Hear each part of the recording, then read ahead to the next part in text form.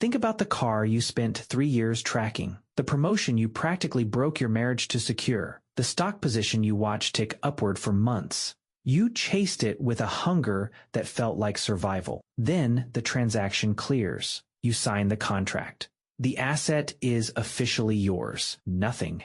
The heat vanishes instantly. It is replaced by a cold, flat neutrality. It isn't just disappointment. It is a total systemic wipe of the asset's perceived value. Data from consumer behavioral labs shows this drop happens in milliseconds. Standard economics says humans are rational actors who value things based on utility. If you wanted it at 11:59 p.m., you should value it at 12:01 a.m. Except your biology doesn't work that way. The brain operates on a hidden, brutal asymmetry. This is the story of a neurological bait and switch, a glitch built so deeply into your software that you cannot outrun it. And to understand how it functions, we have to look at an office in Basel, Switzerland, where a scientist accidentally mapped the geography of human desire. In 1954, Peter Milner and James Olds were trying to map the brain's sleep centers using rats. They inserted a small electrode into a specific deep structure called the septum. They made a mistake.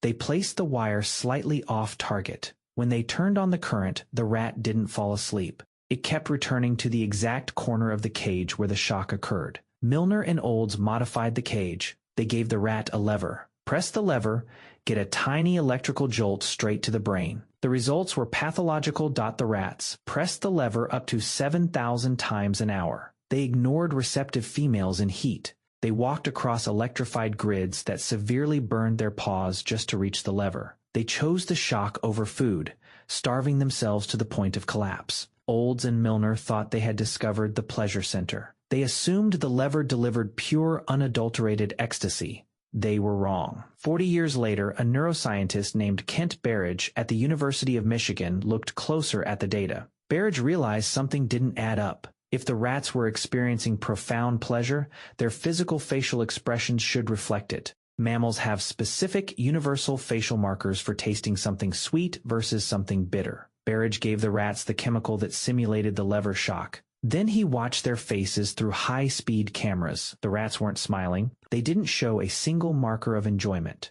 Berridge discovered that the brain has two completely separate neural networks for processing rewards. He labeled them the wanting system and the liking system. They run on entirely different chemical tracks, use different structures, and have vastly different survival objectives. The lever didn't make the rats like the shock. It made them want it. It triggered a manic, unstoppable state of pursuit. To understand why your brain erases value, you have to look at how these two systems interact during a purchase. When you eye an asset, let's say a piece of real estate or a rare luxury watch, your brain generates a reward prediction error. This is a calculation run by dopamine neurons in the ventral tegmental area. Dopamine is not the molecule of pleasure. It is the molecule of anticipation. Its only job is to calculate the gap between your current state and a potentially better future state. The larger the gap, the more dopamine floods your system. This chemical surge alters your perception.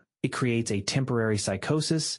It makes the object look 10 times more valuable, beautiful, and necessary than it actually is. The dopamine forces you to move. It drives the hunt, then comes the exact second of acquisition. You buy it. The moment the asset changes hands, the mystery is solved.